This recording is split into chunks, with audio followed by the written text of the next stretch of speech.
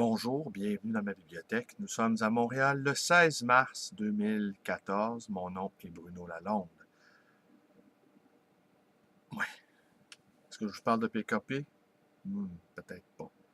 Évidemment, sa candidature ne provoque pas l'unanimité. C'est logique. Il n'y a jamais personne qui provoque l'unanimité dans quelque domaine que ce soit. Je dirais même que rechercher l'approbation comme ça inconditionnelle des autres est une faiblesse. Mais bon.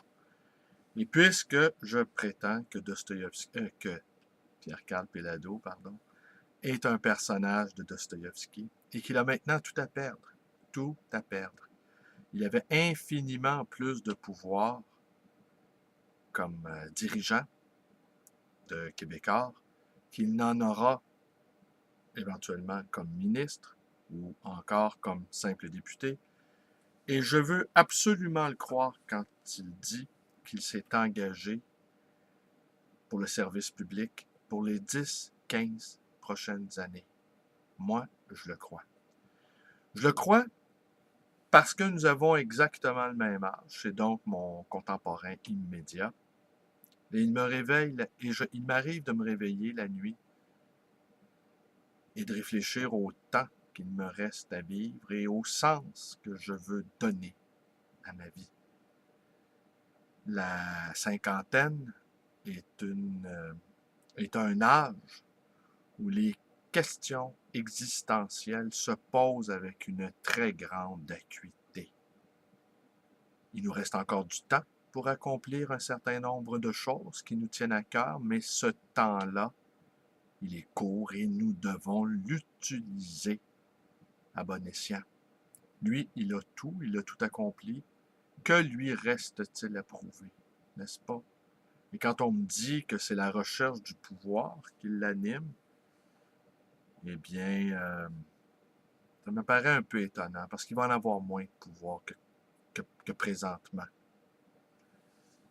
que quand il était président, directeur de Québécois.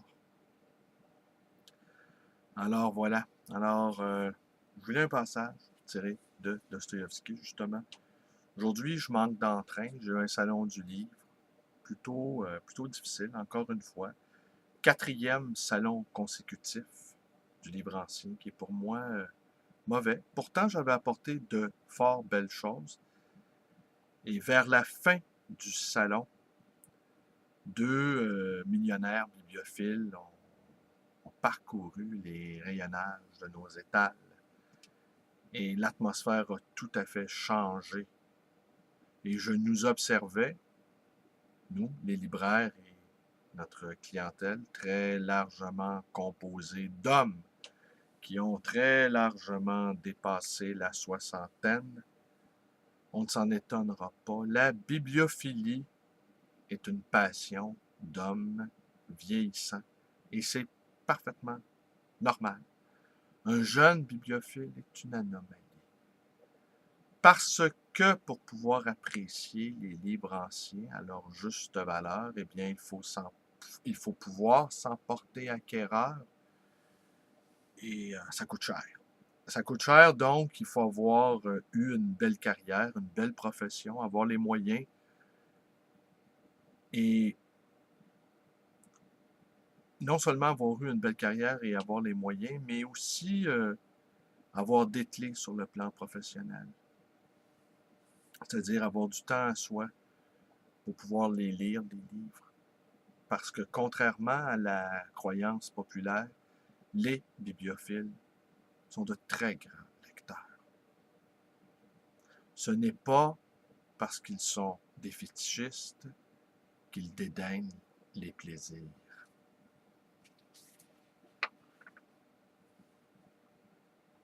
Avant tout, rappelle-toi que tu ne peux être le juge de personne.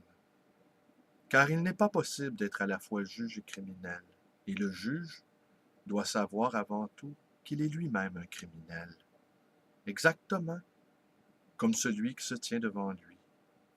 Et qu'il est peut-être plus coupable que tous du crime de celui qui se tient devant lui. Quand il aura compris cela, alors il pourra tenir le rôle de juge. Quand il... Non-sens, dira-t-on? Non, c'est la vérité. Car si j'étais moi-même un juste, peut-être n'y aurait-il pas de criminel à se tenir devant moi. Et si tu peux prendre à ton compte le crime de celui qui se tient devant toi, et que tu juges dans ton cœur un criminel, prends-le aussitôt, et souffre toi-même à sa place, et laisse-le aller sans lui faire de reproches. Et même si la loi t'a établi son juge, autant qu'il sera possible, agis dans cet esprit, car il s'en ira et se condamnera lui-même plus sévèrement que ton tribunal. S'il s'endurcit et se moque de toi, n'en sois pas ébranlé. C'est donc que son heure n'est pas encore venue, mais elle viendra. Si elle ne vient pas, c'est égal. À sa place, un autre comprendra, souffrira, s'accusera et se condamnera lui-même, et la vérité sera accomplie. Crois-le fermement. Telle est l'espérance et la foi des saints. Sans te lasser, agis. Si tu te souviens la nuit avant de t'endormir, je n'ai pas accompli ce que je devais. Alors lève-toi aussitôt et va l'accomplir. Et si les gens autour de toi, par méchanceté ou indifférence, ne veulent pas t'entendre, prosterne-toi devant eux et demande leur pardon. Car en vérité, tu es coupable de ce qu'ils ne veulent pas t'écouter. Mais si tu ne peux pas parler à ces gens exaspérés, alors serre-les en silence et dans l'humilité, sans jamais perdre espoir. Si tous s'éloignent de toi, et que même on te chasse brutalement, alors restez seul, prosterne-toi contre terre et embrasse la terre. Mouille-la de tes larmes, et tes larmes feront que la terre portera son fruit, même si personne ne t'a entendu dans ta solitude. Crois jusqu'à la fin, même s'il arrivait que tous les hommes sur terre soient réduits et que tu restes seul à croire.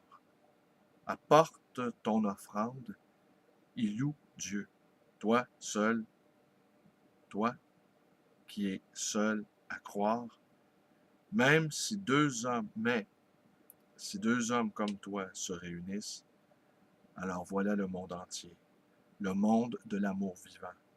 Embrassez-vous l'un l'autre tendrement et louez le Seigneur, car bien que vous soyez seulement deux, sa vérité est accomplie.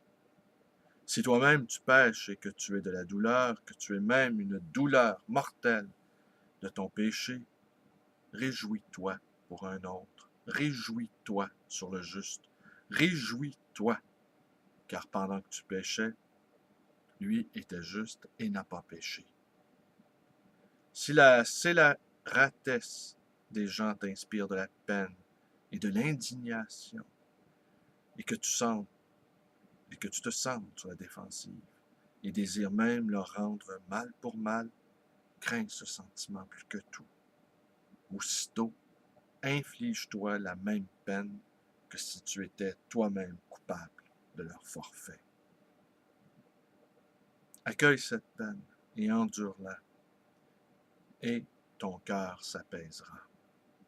Tu comprendras que toi aussi tu es coupable, car tu aurais pu luire, éclairant les coupables, même si tu avais été le seul juste, et tu n'as pas lui.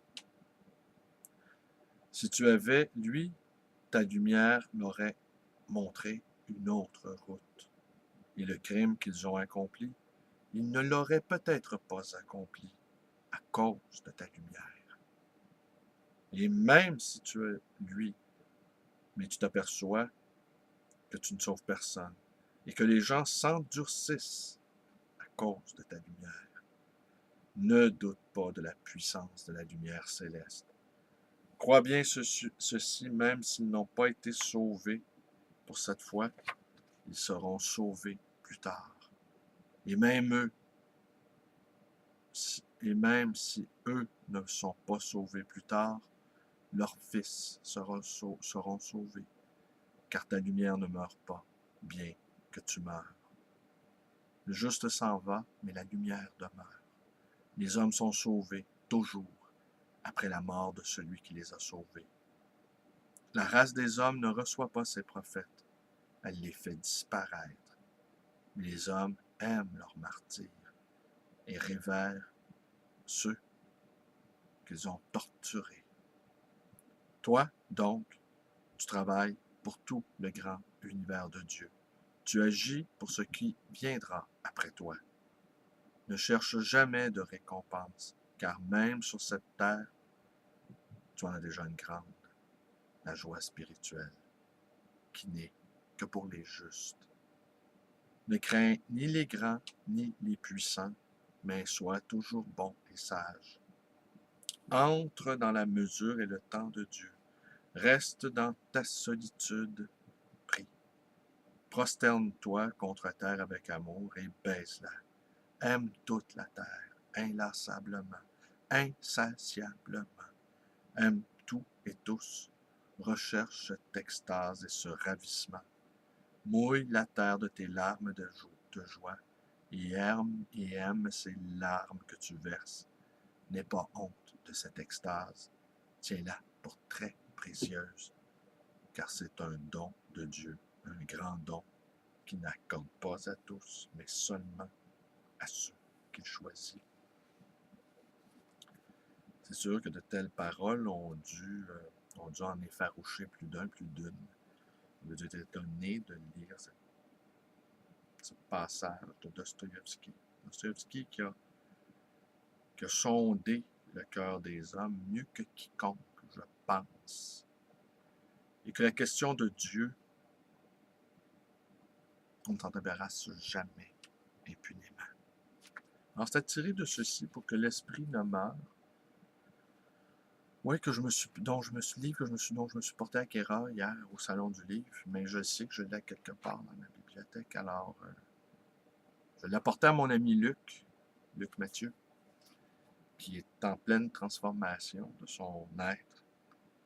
Et d'une certaine façon, je vais prier pour lui. Portez-vous bien, bonne journée, connaissez la suite, toutes les suites possibles.